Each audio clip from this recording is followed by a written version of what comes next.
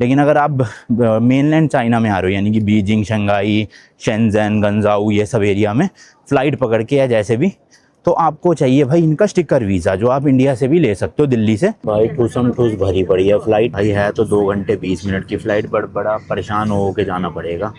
मतलब थोड़ा सा मुझे एक्सपेक्टेड नहीं था कि इतना छोटा सा प्लेन होगा। स्वागत है आपका जी बीजिंग में।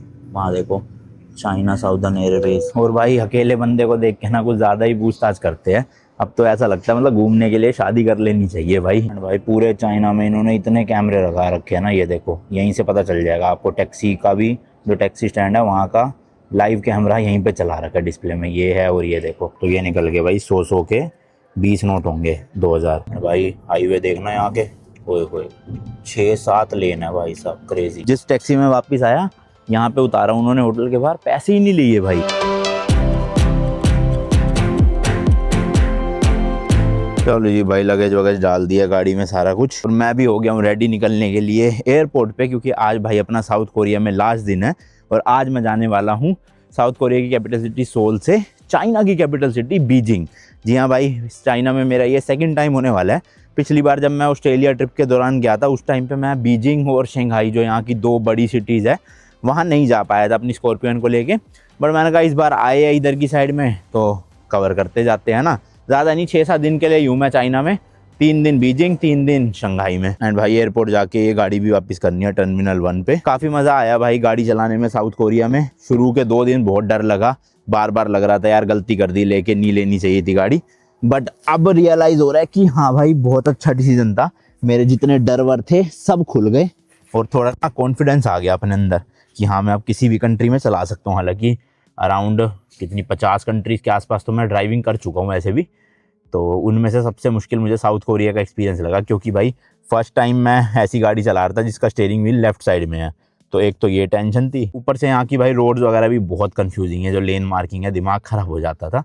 बट अब मैं अच्छे से रूल्स वगैरह समझ गया था ना जब तीसरे दिन से, तो फिर 7-8 दिन मस्त चलाई भाई बिना डर के। तो मज़ा आया ओवरऑल, एक बार भी एक्सीडेंट नहीं हुआ। एंड होपफुली कोई भी चालान भी ना कटाओ। वो अभी जाएंगे तो देखते हैं भाई सीन क्या है। बाकी यहाँ पे हाई पास का कार्ड डला हुआ था, जो हमारे इंडिया के फास्ट टैग जैसा होता है, तो ये मेरे को रेंटल कंपनी वालों ने दिया था।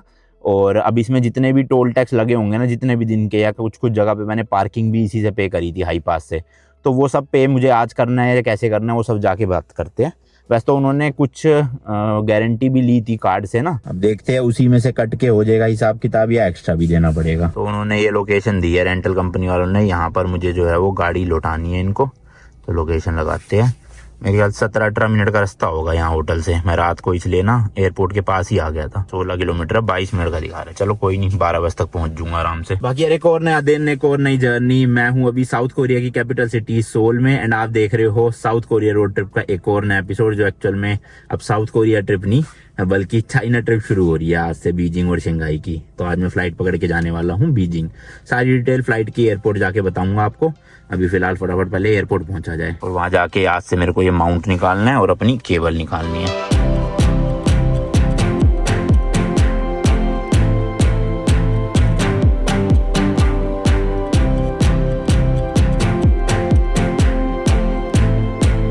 लो भाई पहुंच गया हूँ सोल के इंचियोन एयरपोर्ट के टर्मिनल 1 पे। टर्मिनल 1 पे ही मेरी फ़्लाइट लैंड भी हुई थी जब मैं इंडिया से आया था, और अब चाइना के लिए भी यहाँ से है। वैसे तो दो टर्मिनल हैं यहाँ के, 1 और 2 से पता नहीं कहाँ की चलती है। मेरी तो अभी दोनों फ़िलहाल 1 पे ही आई है। तो अब उन्होंने मेरे को समझाया था व्हाट्सएप पे कि ये जो ब्लू लेन मिलेगी आपको रोड पे, इसी ब्लू लेन को फॉलो करते जाना है पार्किंग के लिए, और फिर एक सबसे लेफ्ट वाला गेट जो आएगा ना उसमें एंटर करना है पार्किंग के लिए, वहीं पे वो मिलेंगे मुझे।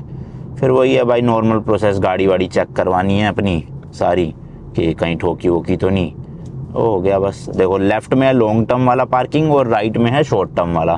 तो मुझे बोला था उन्होंने शॉर्ट टर्म वाले में से एंटर करना है आपको, और वो शायद से गेट्स आ गए हैं। तो GF वाले में बोला उन्होंने एंटर करने के लिए ना, एक्सट्रीम लेफ्ट पे बिल्कुल। देखते भाई कौन सा है। हाँ ब्लू वाला ही है ना, ये रहा। ब्लू तो वो है भाई, B1F है। GF में जाना है, हाँ इस वाली पे जाना है भाई। अब ब्लू फॉलो नहीं करना, GF से एंटर करना, खुद ही खुल जाएगा शायद से। खुल गया ना। और पार्किंग भी भाई वही पे करेंगे, मैं नहीं पे करूँगा। तो राइट साइड में जा रही थी अंडरग्राउंड वाली पार्किंग और ये है ग्राउंड फ्लोर वाली पार्किंग, तो वो मेरे को ग्राउंड फ्लोर पे ही मिलेंगे। ये क्या लाइन लगी हुई है या खड़ा करके लोग हैं अभी? मेरे ख्याल तो खड़ा कर गए ऐसे ही, लाइन तो नहीं हो सकती है रोड के बीच में ऐसी। खड़ा करके गए हुए हैं। चलो भाई, कुछ पिलर विलर नंबर होगा शायद से, वहाँ पे उनको फ़ोटो भेजता हूँ, आ जाएंगे वो। और ये सामने आप देख सकते हो भाई, पूरी पार्किंग है और एयरपोर्ट है। जगह होनी भी तो चाहिए भाई, कहाँ लगाऊँ भैया? है ही नहीं एक भी स्लॉट, यहाँ लगा देता हूँ। नहीं नहीं, ये तो उसका है। अरे भैया है ही नहीं, सही में नहीं है पार्किंग, थोड़ी भी जगह नहीं बची हुई। 0 0 0 दिखा रहा है सब जगह। कहीं पता चले पार्किंग से ही एग्जिट हो लूँ मैं इतने में, तो भाई जगह मिलनी चाहिए। टाइम वेस्ट करने के लिए है नहीं आज मेरे पास, क्योंकि भाई पूरे में ही 0 0 रखी है पार्किंग। यार बड़ा कंफ्यूजिंग पार्किंग सिस्टम है इनका, तो समझ ही नहीं आ रहा मुझे कहाँ पे है पार्किंग, नहीं है। देखते हैं भाई यहाँ एंट्री लेके मिलती है कि नहीं मिलती अपने को। बड़ा कंफ्यूजिंग सा है, ऊपर से भरी पड़ी है पूरी पूरी पार्किंग। हाँ यहाँ पे तो है भाई। अरे नहीं, ये तो हैंडीकैप की है सारी। ओ भाई साहब, इतनी सारी है यार, या तो नॉर्मल पार्किंग बची नहीं हुई कहीं भी। तो भाई प्रॉपर पार्किंग स्पेस तो मिला नहीं, इसलिए अभी ऐसी लगा दी है। ये आ गए हैं भैया जिनको वापस देनी है मेरे को गाड़ी, तो एक बार अभी बना लेते हैं चारों तरफ से कि कहीं पे कोई स्क्रैचेस वगैरह ना हो। बस तो है नहीं, फिर भी दिखा को भी और हम भी खुद से कर लेते हैं। और यहाँ से लगेज निकालना है, माउंट वगैरह तो मैंने निकाल लिया। ठीक है भाई, कहीं भी नहीं टच हुई हल्की भी ना, मतलब ना किसी और गाड़ी वाले ने करी, ना मेरे से हुई कहीं पे भी पिलर पे। एक बार मीटर की ओर दिखा देते हैं। और फ्यूल इनको जो दिया मैंने वो एक्स्ट्रा दे दिया। तो ये देखो भाई, मीटर में है 8778 और 7000 समथिंग पे ली थी मैंने। और ये रेंज थी उस वक्त 350 की, 445 पे दे रहा हूँ मैं। ऑल ओके है। बाकी सामान निकाल लेते हैं अपना, बाकी ये भी अपनी तसल्ली कर लेंगे भाई एक बार। और कैमरे पे ही पूछ भी लूँगा कि ऑल ओके ना, क्योंकि भाई यहीं पे हो जाए ना सब कुछ क्लियर आमने सामने तो सही है। बाद में मतलब मैं चला जाऊँ उसके बाद ये कहे जी ये मार दी थी आपने, वो कर दिया था, फालतू में बाद के ड्रामे नहीं चाहिए मेरे को। अपना यहीं पे ही कर कुरा के नक्की करो। हालांकि मैंने तो फुल इंश्योरेंस ले रखा है इसका, कुछ होता भी तो इंश्योरेंस कंपनी पे करेगी, बट फिर भी क्यों पढ़ना उन सब चीज़ों में ना। तो मैंने करा ही नहीं कुछ, साफ़ सुथरी गाड़ी है, साफ़ सुथरी दे दी है। Done, all okay, yeah thank you. Yeah empty, yes. चलो भाई, गुड कंडीशन कह रहे हैं ये भी। Done, thank you so much. हाँ thank you so much, thank you sir. Yeah Thank you. Bye. Where is the main terminal, this side? Oh yeah, inside and 3 floor.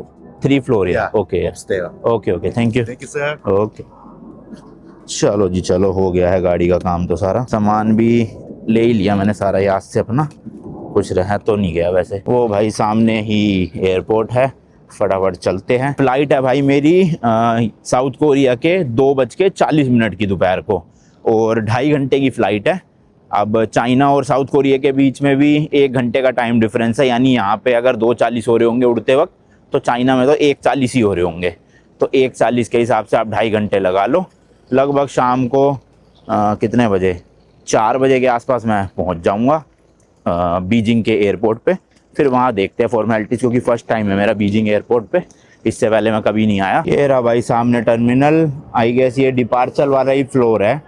Air China की flight है अपनी। 3 घंटे पहले आ गया हूँ, almost 3 घंटे से थोड़ा सा कम, तो मेरे ख्याल से इनफ होगा भाई इतने टाइम में ना सारा फॉर्मेलिटीज़ निपटाना। नहीं यार, ये तो अराइवल हॉल है, डिपार्चर नहीं है।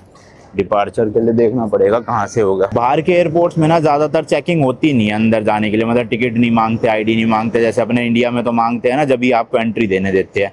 पर यहाँ वैसा सीन नहीं होता। कई एयरपोर्ट में देख लिया मैंने, मतलब मेजोरिटी एयरपोर्ट पे एंट्रेंस में कोई भी आईडी प्रूफ या टिकट नहीं मांगते भाई। अब अंदर से ही लिफ्ट विफ्ट लेनी पड़ेगी। ये देखो घुसते ही लिफ्ट है, तो शायद 1 फ्लोर ऊपर होगा डिपार्चर ना। ये देखो अभी मैं हूँ 1st फ्लोर पे अराइवल्स पे, और 3rd पे जाके है डिपार्चर, तो ऊपर जाना पड़ेगा 3री मंजिल पे। ये है भाई अपनी 14:50 यानी 2:50 पे CA132 बीजिंग के एयरपोर्ट पे। काउंटर पे जाना है अपने को M19 से M36। काफ़ी है यार, मतलब बड़ा एयरपोर्ट है यहाँ सोल का भी ना। ओ भाई साहब, गंदी लाइन लगी पड़ी है। ये तो मुझे लग रहा है कम से कम 40-50 मिनट तो चेक इन में ही चले जाएंगे। हालांकि देखो काउंटर काफ़ी सारे हैं, पर मेरे हिसाब से 150-200 लोग के आसपास होंगे यहाँ, देखना हो, अच्छा है भाई, 3 घंटे पहले आने की आदत है मुझे, वरना तो आज फ्लाइट मिस होनी थी इतनी लंबी लाइन की वजह से। चलो भाई, चेक इन हो गया है। और अच्छी बात ये है कि लगेज का वेट का इशू नहीं किया, क्योंकि 20 kgs मेरा चेकड इन बैगेज अलाउड था और था निकला मेरा 23 किलो, तो उन्होंने कोई दिक्कत नहीं करी। Then cabin baggage 7 kilo allowed था, मेरा था 9.5 किलो, तो कोई दिक्कत नहीं करी। चेकिंग करी दोनों की, पर पैसे नहीं मांगे एक्स्ट्रा, तो अच्छी बात है। चलो भाई, अब फटाफट से चलते हैं अपना बोर्डिंग गेट की तरफ। अच्छा सच, मेरे पास जो कोरियन वॉन पड़े हैं ना, उनको भी चेंज करवा के US डॉलर ले लेता हूँ, क्योंकि डॉलर तो हर कंट्री में काम आ जाते हैं भाई। करेंसी एक्सचेंज यहाँ भी है भाई, ये मशीन लगी पड़ी है, अगर इसी से हो जाएगा ना तो इसी से कर लूँगा, सही रहेगा, है ना। ये ATM है, नहीं ATM है, करेंसी चेंज नहीं है। वो है सामने काउंटर है, कोई नहीं, 5 मिनट लगेंगे, फटाफट चेंज करवा लूँगा। और ये टैक्स रिफ़ंड की भी मशीनें लगी हुई है, देखो, कुछ अगर आप सामान यहाँ से खरीद रहे हो तो टैक्स रिफ़ंड ले सकते हो। जनरली वैसे तो हर दुकान पे भी टैक्स रिफ़ंड इंस्टेंट हो जाता है अगर आप अपना पासपोर्ट ले जाओगे, पर नहीं ले जाते हैं तो कोई दिक्कत नहीं। तो अराउंड भाई 4,53,000 कोरियन वॉन बचे थे मेरे, और चेंज रेट दिया इन्होंने ये, और टोटल डॉलर दिया 298, यानी इंडिया के $300 के हिसाब से लगा लो, 25-26 हज़ार रुपये के डॉलर मिल गए अपने को। और मैंने आपको फर्स्ट वीडियो में बताया था कि $200 मैं इंडिया से भी लेकर आया था, तो 300 ये प्लस 200 वो, $500 अपने पास कैश में है अब अपने। तो अगर चाइना में मेरा कार्ड नहीं भी चलता बाई चांस, तो मैं सीधा डॉलर एक्सचेंज करवा के भी वहाँ पे 6-7 दिन निकाल सकता हूँ। $500 काफ़ी होते हैं भाई। यहाँ पे ना भाई 5 डिपार्चर हॉल है, और भाई इन्होंने ना हर डिपार्चर हॉल के बाहर स्क्रीन भी लगा रखी है कि उसमें कैमरे चल रहे हैं, मतलब कि किस डिपार्चर हॉल के बाहर कितनी लंबी लाइन है। लिटरली लोग मतलब इतने आलसी है कि जो सबसे पहला गेट दिखा ना भाई, वहीं लाइन लगा के खड़े हो जाते हैं। अब ये 5 नंबर और 4 नंबर पे इतनी लंबी लंबी लाइन है, ये देखो। जबकि ये स्क्रीन लग रही है ना, इसमें मैं आपको कैमरा दिखाता हूँ, जो 1 नंबर और 2 नंबर है, ये देखो भाई, लिटरली खाली पड़ा हुआ है। लोग फिर भी चलना नहीं चाह रहे, थोड़ा सा आगे जाके, इतनी लंबी लाइन में खड़ा होना मंजूर है सबको। तो मैं तो जा रहा हूँ भाई 2 नंबर में या 1 नंबर पे, वहाँ पे लगूंगा। वहाँ तो लगना भी क्या है ही नहीं, लाइन भाई खाली पड़ा है पूरा हॉल। बाकी जी वीज़ा की बात कर लेते हैं। तो इंडियंस को चाइना जाने के लिए वीज़ा चाहिए ऑब्वियसली। जब मैं पिछली बार गया था तो तिब्बत वाले रीजन से एंटर किया था, तो उसमें क्या ग्रुप वीज़ा चाहिए होता है, जो काठमांडू में ही लगता है। लेकिन अगर आप मेनलैंड चाइना में आ रहे हो, यानी कि बीजिंग, शंघाई, शेंजन, गंजाऊ, ये सब एरिया में फ़्लाइट पकड़ के या जैसे भी, तो आपको चाहिए भाई इनका स्टिकर वीज़ा, जो आप इंडिया से भी ले सकते हो, दिल्ली से। अराउंड 10-11 हज़ार रुपये की इनकी फ़ीस है, और अगर आप किसी एजेंट के थ्रू लगवाते हो तो 18,000 रुपीज़ या 19,000 रुपीज़ आपसे लेंगे। और 1 हफ्ते में आपको सिंगल एंट्री, 30 दिन स्टे वाला और 3 महीने वैलिडिटी वाला चाइनीज़ वीज़ा पासपोर्ट पे स्टिकर लग के मिल जाता है। तो मैंने यही वाला लगवाया इस बार भाई। वैलिडिटी तो 3 महीने है, पर रह सिर्फ 30 दिन सकता हूँ। खैर रहना तो मुझे 6-7 दिन ही है। तो भाई 3 नंबर पे पहुँच गए। यहाँ देखो कितनी कम लाइन है उस वाली से, है ना। अभी और आगे जाऊँगा, 1 और 2 नंबर तो बिल्कुल ही खाली होंगे। ये सब जाके अंदर एक ही जगह मिलेंगे, बस थोड़ी चलने की मेहनत है यहाँ। लो भाई देख लो, गेट नंबर 2 में कोई लाइन नहीं है, हार्डली अंदर 5-6 लोग होंगे बस। तो अब अपना कितनी जल्दी चेक इन हो जाएगा। यहाँ पासपोर्ट दिखाना होता है, सब इन्होंने मशीनें वगैरह लगा दी। इमिग्रेशन पता नहीं होगा या यही इमिग्रेशन है, कह नहीं सकते अभी। तो भाई यहाँ पे सब कुछ ऑटोमेटिक था। सिक्योरिटी चेक में भी बैग में से कुछ सामान नहीं निकालने को बोला, और उसके बाद इमिग्रेशन की भी मशीन थी, पासपोर्ट लगाया वहाँ पे, फिर एक और मशीन आई उसमें फिंगरप्रिंट लगाई, हो गया भाई बस इमिग्रेशन। देख रहे हो ना, मतलब कुछ भी बोर्डिंग वालों ने पूछा, एयरलाइन ने पूछा कि भाई आगे की रिटर्न फ़्लाइट दिखाओ चाइना से, ये वो। वीज़ा ज़रूर बोला था कि चाइना का वीज़ा है, मैंने कहा हाँ जी है, बस उन्होंने चेक कर लिया। कोई रिटर्न टिकट नहीं मांगी, ना कोई यहाँ इमिग्रेशन ऑफिसर ने मांगा, इवन एग्जिट स्टैम्प तक नहीं लगा भाई कोरिया का। वो लग जाता तो अच्छा रहता, बट नहीं लगा, क्या करे। तो चलो भाई अब अपने ये ड्यूटी फ्री वाले एरिया में आ गया हूँ। 28 नंबर गेट से है अपनी, इधर से है 12 से 25 गेट।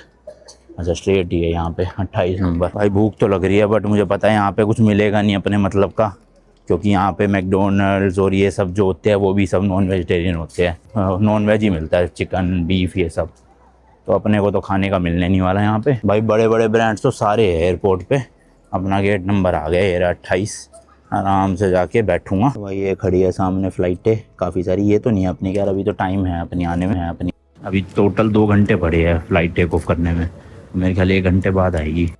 अभी अपना बैठ जाते हैं यहाँ पे, खाली पड़ा हुआ है मस्त। फ़्लाइट भी खाली हो ना, मज़ा आ जाए। होगी नहीं खाली, क्योंकि चाइना से भाई इतने टूरिस्ट आते हैं, तो खाली तो मिलने से रहा यहाँ पे फ्लाइट सही जगह मिल गई भाई, मस्त ऐसे कुछ ना कुछ देखने को मिलता रहेगा। एयरपोर्ट के अंदर गर्मी लगती है, बाहर इतनी ठंड लगती है। जैकेट उतार ही देता हूँ। मेरे ख्याल से भाई ये अपना प्लेन एयर चाइना का, और ये लगा भी यहाँ पे हुआ है, तो मेरे ख्याल से यहीं से एंट्री होगी। अभी 25-30 मिनट बाद बोर्डिंग शुरू कर देंगे।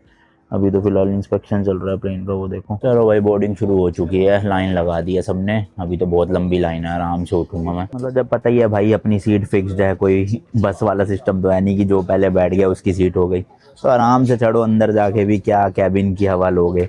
यहाँ थोड़ी तो ताज़ा हवा है, खुला खुला एरिया। तो मैं तो इसलिए भाई सबसे लास्ट में चढ़ता हूँ, बिल्कुल बोर्डिंग गेट के बाहर ही हूँ। ऑब्वियसली छूट तो जाएगी नहीं फ्लाइट भाई, फटाफट खड़ा हो जाऊँगा जैसे 2-4 लोग रह जाएंगे। पर इतनी लंबी लाइन में खड़े होने का मतलब मुझे आज तक नहीं समझ आया। मैं तो आराम से बैठूंगा, अभी 20-25 मिनट लगाएंगे ये सब लोग, जब खाली हो जाएगी पूरी लाइन फिर अपना चलूँगा। तो मेरे ख्याल यही वाली फ़्लाइट है भाई, लग गई है, क्योंकि देखो वो यहाँ से मतलब इधर से जाएंगे हम लोग और घूम घाम के वहाँ पे से होके फ़्लाइट के अंदर। बहुत ही ज़्यादा टाइम लगा दिया। लगेज वगैरह तोल रही है क्या, ऐसा लग रहा है मुझे। इतना टाइम लगना तो नहीं चाहिए, वरना नहीं भाई वेट तो नहीं कर रहे थे, हो ही गया। जल्दी चलो, लास्ट के मतलब मेरे पीछे 1-2 लोग और बचे होंगे। बिल्कुल एंड में जा रहा हूँ और फ्लाइट तो खचाखच फुल है। मुझे लग रहा था हो सकता है कि थोड़ी खाली हो, और मैंने कहा ना चाइनीज़ टूरिस्ट बहुत आते हैं भाई साउथ कोरिया, तो यही सब लोग वापस भी जा रहे हैं अपने देश। देखो भाई कहा था ना यही वाली फ़्लाइट है अपनी। चलो जी भाई, ठूसम ठूस भरी पड़ी है फ्लाइट। इवन जो ऊपर लगेज रखने का होता है ना, वो भी एक खाली नहीं था। मतलब मेरे को तो मिला ही नहीं। आखिरी में आने थोड़ा ये डिसएडवांटेज है कि लगेज की जगह नहीं मिलती। तो मैंने जो कैबिन क्रू है उनको दे दिया लगेज, वो उन्होंने सीट नंबर पूछ के, अब वो जहाँ भी रखे भाई उनका है। मेरी जब फ्लाइट लैंड होएगी उस वक्त ले लूँगा उनसे। बड़ी छोटी सी फ्लाइट है भाई, प्रॉपर लेग रूम नहीं है, कुछ नहीं है भाई। है तो 2 घंटे 20 मिनट की फ़्लाइट, बट बड़ा परेशान हो के जाना पड़ेगा। मतलब थोड़ा सा मुझे एक्सपेक्टेड नहीं था कि इतना छोटा सा प्लेन होगा। ऊपर से भाई विंडो भी ख़राब है, देखना कितनी गंदी सी हो रखी है, स्क्रैचेस।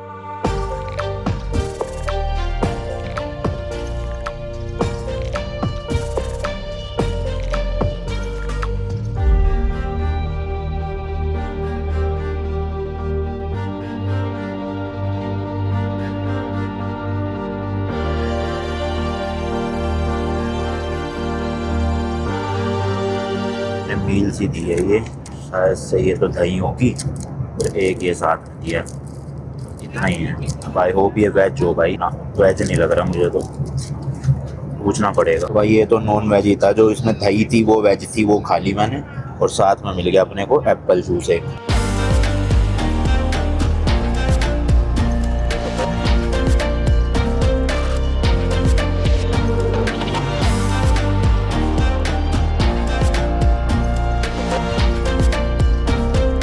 चलो भाई पहुंच गए हम चाइना। 4:10 पे फ़्लाइट लैंड होनी थी, बट 3:45 पे ही पहुंचा दिया, तो 25 मिनट पहले पहुंच गए भाई।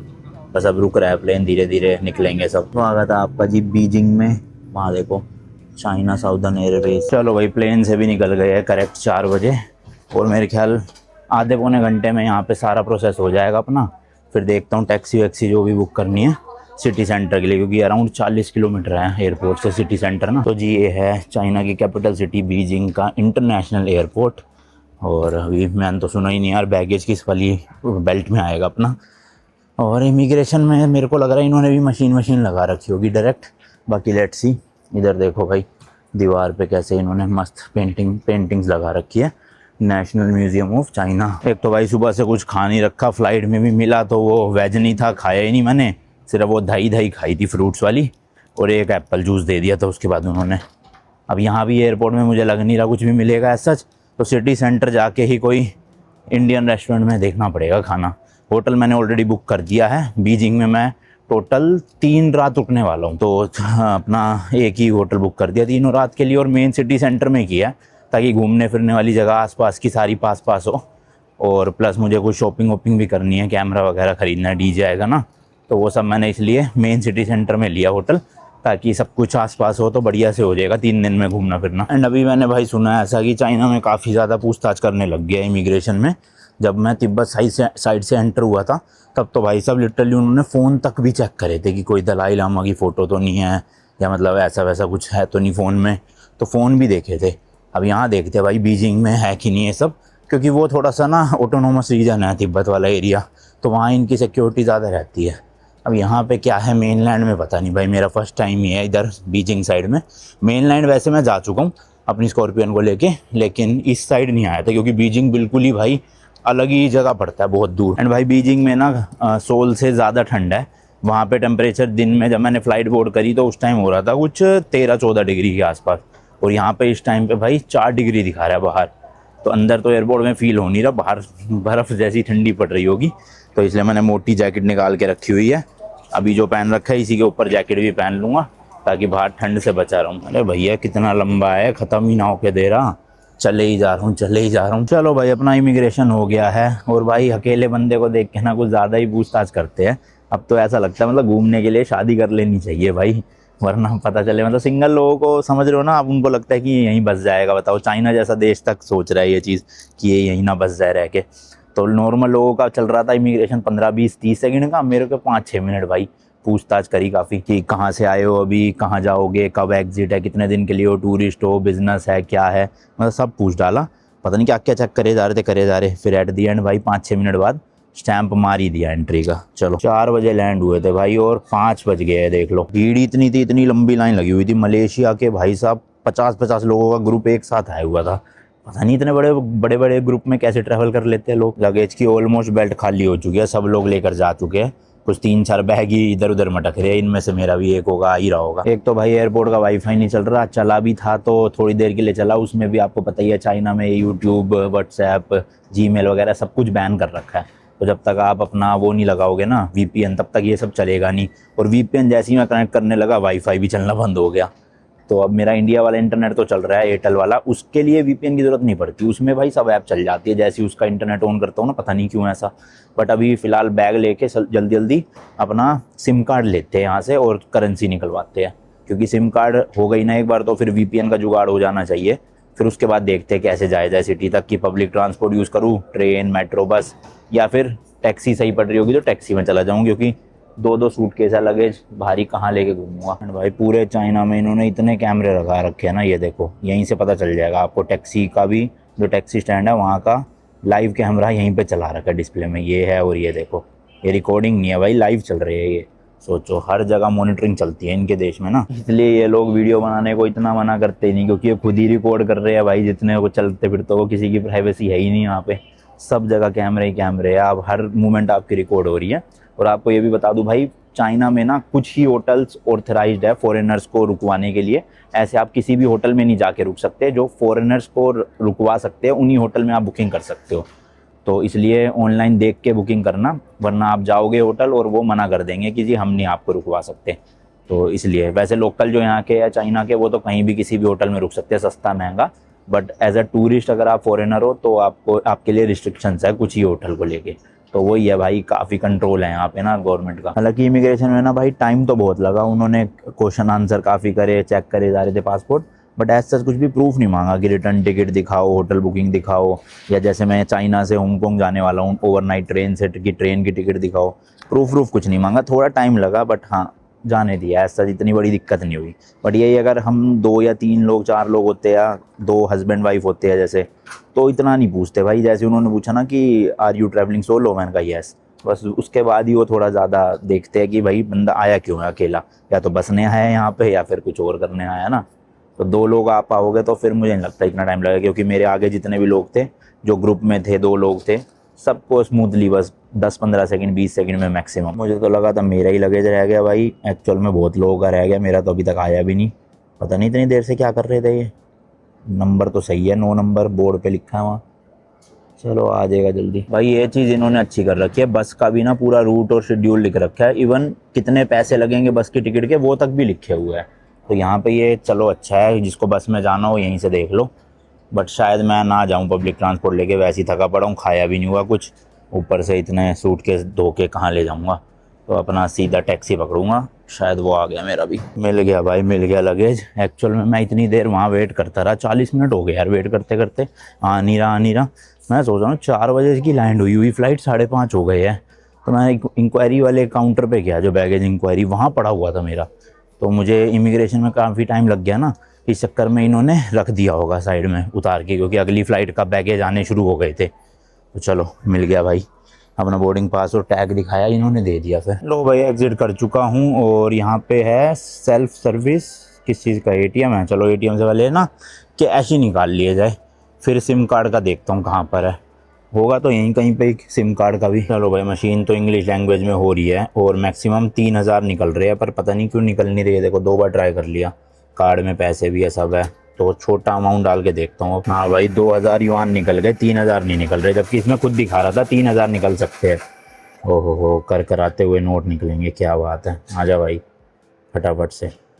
और इसमें ना मशीन में कार्ड अंदर चला जाता है, तो याद से ले जाना वरना यहीं रह जाएगा। तो ये निकल गए भाई 100 के 20 नोट होंगे 2000। डन करते हैं बस, रिटर्न द कार्ड। चलो जी लेट्स गो। बाकी ये सिम कार्ड का भी यहाँ लगा हुआ है भाई, 7 दिन 10 दिन 15 दिन, तो मेरे ख्याल 7 दिन वाला ही लूँगा मैं तो, है ना। और अनलिमिटेड इंटरनेट मिल जाए तो बहुत बढ़िया है। बाकी पता करते हैं कहाँ मिल रही है सिम। तो 2000 युआन निकालने के मेरे भाई अकाउंट से कटे 25,000 इंडियन रुपीज़, यानी कि 1 युआन अपने इंडिया के 12.5 रुपीज़ का पड़ा है मुझे, पूरा ट्रांजेक्शन चार्ज वगैरह लगा के, या 13 रुपये मान लो राउंड ऑफ में। तो जो भी अब खर्चे होंगे चाइना में वो उसको 13 से मल्टीप्लाई करते रहना, और इस तरह के नोट निकल गए हैं। तो काफ़ी, अभी के लिए तो 25,000। बाकी भाई सिटी सेंटर में जाऊँगा 2-3 दिन बाद, ज़रूरत पड़ी तो निकलवा लूँगा, वरना हो जाएगा मेरे हिसाब से, क्योंकि सारी बुकिंग मेरी ऑनलाइन हो रखी है। होटल हो गए, ट्रेन हो गई, फ़्लाइट हो गई, तो वह खाने में भी कार्ड चली जाता है रेस्टोरेंट्स वगैरह में। तो बस छोटा मोटा खर्चे के लिए ये निकाल लिए, और अगर ये बच गए एंड में तो वापसी जाते वक्त इसको भी डॉलर में चेंज करवा लूँगा। डॉलर का अपना जो वो है ना बैकअप बढ़ता रहेगा ऐसे ही। तो भाई ये है सिम कार्ड के प्राइजेस, चाइना यूनिकॉम करके। तो मैंने 7 दिन वाला लिया है, 150 चाइनीज़ युआन का। तो वही 12.5 से मल्टीप्लाई करोगे तो अराउंड कितने, 1800-1900 रुपये की पड़ी सिम कार्ड यहाँ पे, जिसमें 30 GB डेटा मिल रहा है, 100 मिनट लोकल कॉल मिल रहे हैं, इंटरनेशनल कॉल कोई नहीं है। और 30 GB ख़त्म होने के बाद 5 युआन पर GB पड़ेगा, महंगा है जो कि भाई काफ़ी। तो ठीक है, बाकी ये 30 दिन का भी है, 15 दिन 10 दिन, मेरे लिए 7 दिन इनफ है, क्योंकि मैं 6 दिन रहने वाला हूँ। एंड ये सिम कार्ड सिर्फ मेनलैंड चाइना में वर्क करेगी, ना ही ताइवान में करेगी, ना ही हांगकॉन्ग में करेगी। तो वहाँ जाऊँगा उनके लिए अलग लेनी पड़ेगी मुझे। ऑल्सो ई सिम नहीं है, फिजिकल सिम है। चलो भाई सिम कार्ड चालू हो गई है, और साथ में सिम के अपने एक गिफ्ट भी मिला है, type C to type C cable. बढ़िया है, चलो जितने की भी है फ्री की मिली है। ऑल्सो भाई आपको पता ही होगा, ये जैसे व्हाट्सएप वगैरह यहाँ चलता नहीं है, ऊबर वगैरह नहीं चलता, तो चाइना की ना अपनी ऐप्स है, जैसे गूगल मैप्स का ऑल्टरनेटिव है ए मैप यहाँ पर। फिर टैक्सी बुकिंग के लिए डी करके ऐप है। फिर वी चैट हो गया, और अपना जैसे पेटीएम UPI है, इनका है अली पे।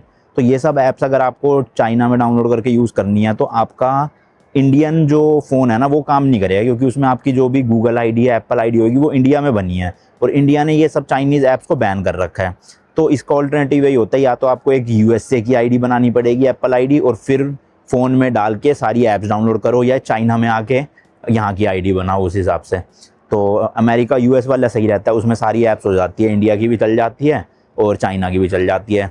तो आप US वाली ID बना के ये सारी ऐप्स यूज़ कर सकते हो यहाँ पे, क्योंकि गूगल मैप वगैरह कुछ काम नहीं करेगा यहाँ पे। आपको ए मैप के थ्रू ही जो है वो रास्ता देखना पड़ेगा पूरा का पूरा। तो अभी फ़िलहाल दिक्कत ये है कि मैं ये सब ऐप डाउनलोड तो कर लूँ, पर उस पर रजिस्टर या लॉगिन नहीं कर पाऊँ, क्योंकि वो कह रहे हैं कि ये जो सिम कार्ड है ना, इसमें मैसेजेस 1 घंटे बाद आना शुरू होंगे। इंटरनेट चल चुका है अभी इंस्टेंट, बट मैसेजेस अभी मैं यूज़ नहीं कर सकता। तो वो थोड़ी सी अब समस्या है कि मैं टैक्सी ऐप कैसे डाउनलोड करूँ और यहाँ से कैसे जाऊँ।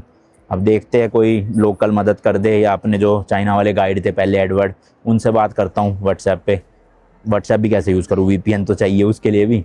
लेट्स सी भाई, बैठ के 15-20 मिनट जुगाड़ लगाता हूँ, क्या बनेगा। तो यार एक्चुअल में जो DD ऐप है ना, उसमें OTP की ज़रूरत ही नहीं थी, उसमें बस मोबाइल नंबर डालना है यहाँ का और ऐप में लॉगिन हो गया। तो अब मैं टैक्सी तो टेक्निकली बुक कर सकता हूँ, वी चैट यूज़ नहीं कर सकता, अली पे भी यूज़ कर सकता हूँ विदाउट OTP। तो अली पे में भी मैंने कार्ड वार्ड डाल दिया, तो अब कहीं भी मुझे पेमेंट करनी है, स्कैन करके अपना पेमेंट हो जाएगी अली पे के थ्रू। और वी चैट भी देखूंगा रात तक हो जाएगा एक्टिवेट, तो कर ही लूँगा, है ना, क्योंकि वी चैट पे भी काफ़ी सारी चीज़ें आप बुकिंग कर सकते हो, होटल की टिकट्स वगैरह बुक कर सकते हो, तो बहुत चीज़ें होती है। तो चलो ये तो सॉर्टेड हो गया। अब टैक्सी बुक करते हैं और निकलते हैं। 78 किलोमीटर है भाई, मुझे लगा 50 है, 50 नहीं है, 78 है, बहुत दूर है एयरपोर्ट सिटी सेंटर से। यार मैं तो लूट गया फालतू में। यहाँ चाइना मोबाइल का सस्ता है, सेम प्लान देखना, 7 दिन 30 GB 100 युआन का, वहाँ पे पड़ा अपने को 150 युआन। हेलो, ये महंगा है, यहाँ पे सही पड़ गया अपने को। बताओ यार, चाइना लैंड होते ही 600 रुपये का नुकसान करवा लिया फालतू का। लिटरली 10 कदम आगे चलते ही चाइना मोबाइल की थी। मैंने भी गलती कर दी, 2-3 पता कर लेता, मुझे लगा सेम ही होंगे सबके प्राइस, फालतू का नुकसान हुआ है तो। अबे यार तो आप आओ भाई, चाइना मोबाइल जाना, चाइना मोबाइल का बेटर प्लान है उस वाली कंपनी से। यहाँ पे बताओ 100 युआन में मिल रही सेम चीज़। चलो कोई नहीं, अब टैक्सी बुक करते। और हाँ, फिर से मेरे से गलती होगी, 78 किलोमीटर नहीं 52 किलोमीटर ही है। वो गलती से मैंने कुछ और लोकेशन डाल दी थी। तो 52 किलोमीटर 1 घंटा सवा घंटा लगेगा टैक्सी में, और पब्लिक ट्रांसपोर्ट पे दिखा रहा है 1.5 घंटा। तो पब्लिक ट्रांसपोर्ट से जाने की हिम्मत नहीं, वैसे ही कुछ नहीं खाया हुआ सुबह से, टैक्सी कर लेता हूँ। वही दिखा रहा है 130 140 युआन, मैक्स 150 युआन लग जाएंगे। तो इंडिया के वही 1800। अरे भैया ठंडा है, ओ इतनी मोटी मोटी दो मैंने वो पहन रखे, जैकेट और स्वेट शर्ट, तब भी ठंडा भाई। देखना पूरी फोग फोग टाइप का हो रहा है, धुंध सी है ना। और टैक्सी है देखो सामने भी है भाई, इनसे पूछता हूँ डायरेक्ट कितने लेंगे। अगर इतने ही मांगेंगे तो इनसे साथ चल लेंगे, वरना फिर ऐप तो चली चुकी है डीडी वाली, उससे बुक कर लूँगा टैक्सी। लेट्स सी क्या बनता है। मेरे हिसाब से ना ये भाई मीटर वाली टैक्सी है, तो मीटर के हिसाब से ही लेंगे ये शायद, जहाँ तक मुझे लग रहा है। अब पता नहीं मीटर के हिसाब से महंगी ना पड़ जाए, ऑनलाइन सस्ती दिखा रहा हो कहीं, बैठ ही जाऊँ क्या। ये देखो भाई प्रॉपर टैक्सी स्टैंड बना हुआ है यहाँ पे, टू बीजिंग लिखा भी है वो रही टैक्सी के। चलो जी चलते हैं, इसी में ट्रॉली रख देते हैं यहाँ पे। हाँ भाई मीटर वाली है, तो मीटर के हिसाब से ही ले जाएंगे। चलो स्कैम तो होने के चांसेस नहीं है यहाँ पे, जो मीटर दिखाएगा उतना ही देने हैं। चलो भाई टैक्सी में बैठ गया हूँ, कोई OTP वगैरह कुछ ज़रूरत नहीं होती, रैंडम टैक्सी खड़ी है उन्हीं में बैठ जाओ, एंड यहाँ पे मीटर स्टार्ट हो जाएगा अभी, उस हिसाब से पैसे बन जाएंगे अपने। तो भाई इनको तो एड्रेस समझ नहीं आ रहा था, मैंने अपने ही मोबाइल में खोल दिया ए मैप ना, तो अब ये इसी को देख के चलते रहेंगे। और ये देखो भाई रीसेट हो गया यहाँ पे मीटर। 13 युआन तो मिनिमम लगते ही लगते हैं, मतलब मीटर ही स्टार्ट होता है 13 से। अब इससे ऊपर बढ़ते रहेंगे। अंधेरा हो गया भाई 6 बजे यहाँ पर भी, वहाँ साउथ कोरिया में भी यही होता था, 5 साढ़े 5 बजे अंधेरा होना शुरू हो जाता था। और भाई हाईवे देखना यहाँ के, ओए 6-7 लेन है भाई साहब, क्रेजी।